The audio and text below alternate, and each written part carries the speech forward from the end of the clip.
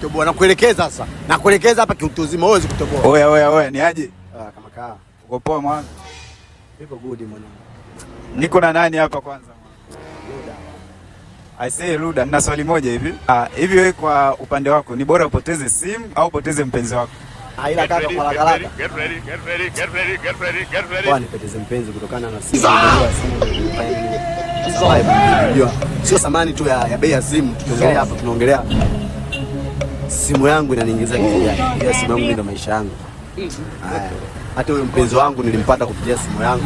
Madili yangu yote nilimpata kupitia simu yangu. Nakula, naishi, nalala, kila kitu changu mimi napata kupitia simu. Business zangu natumia sana kwenye simu. Sasa niambia bora nipoteze mpenzi, nipoteze simu nibaki na mpenzi. Mpenzi mwenyewe atahitaji mazingira nini?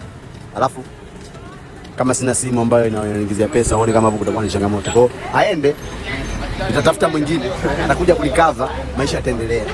Si hiyo kuna balance. Iko hivyo. Unajua kama mazi yako ataona hii clip. Najua. I don't want peace. Najua lazima. Akikuacha problems. Ndio hujali, yani kwanza unatumia simu gani mwanangu mpaka unafanisha mazi yako na simu yako? Hapa kwenye simu nimetumia watu washaruka na watu waweza kacheka kutokana na thamani ya simu afu twende kufanisha nani. Wewe taja tu. Hii dunia ni huru mwanangu. Tunajiachia, wewe taja. 11 Play blaza yako kawaida tu. Yaani 11 Play unafanisha na mpenzi wako? Sijamfananisha, nimeangalia thamani ya kitu kaka. Umeniambia nani apotee? Sasa, kwa thamani ya mpenzi wako na thamani ya 11 Play, yaani 11 Play na thamani uko mpenzi wako mzee. Simu haiwezi kunisaidia labda ife. Uko serious kabisa? Yaani labda ife au aibe. Lakini mpenzi anaweza akaamua. Oya, utachika. Sasa unapenda nini? Kati ya kitu kipotee. Mimi bora nipotee simu. Kuliko mpenzi wako. Pesa inatafutwa, nitatafuta hela nitanunua simu nyingine. Au si? Basi mwanangu wewe mtu wa ajabu wewe. Hapo toboa nakuelekeza sasa. Leo kazi ipo. Nakuelekeza hapa kitu wewe kutoboa. Nisikia?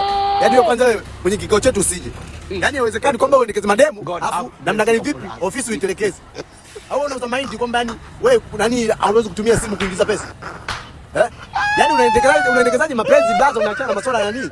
Sasa mbona umepanic bro? Yaani mimi nani yako umenikera mwanangu, afu mimi nitegemea wewe mwamba, afu dakika mwisho nazingua. Yaani haiwezekani. Eti unasema kwamba eti mpenzi ni bora kuliko simu yangu. Simu yangu ina thamani blaza, inaniingizia mimi pesa.